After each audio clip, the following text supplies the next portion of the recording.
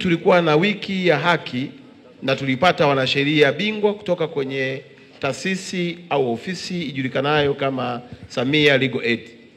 Wanasheria walikuwa zaidi ya 200 na waliongezeka pamoja na watu wa Tanganyika Law Society. Kwa kuwa yale mambo hayakuisha na wananchi wa mkoa wa Arusha walibaki wakiwa bado wanahitaji kupata huduma ya kisheria zaidi, Daktari Samia ametuma tena timu ya wanasheria inakuja Arusha kuanzia siku ya Ijumaa na itakaa kwa siku 10.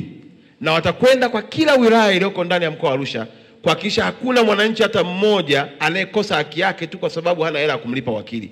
Gharama zote Daktari Samia ameamua kuzichukua. Nimeona niyaseme hayo ili tukiondoka kwenye mkutano kama huu, wale tunaoishi hapa Arusha tuwatangazie na wananchi wengine wajiandae kwamba kuanzia Ijumaa na watakuwepo kwa siku 10 na watakwenda kama ni Longido, kama ni Monduli, kama ni Ngorongoro, kupitia kwenye ofisi zetu za wakuu wa wilaya kuhakikisha kwamba wananchi wote wenye changamoto, hataki kusikia mtu analia eti kwa sababu amekosa hela ya kumlipa mwanasheria.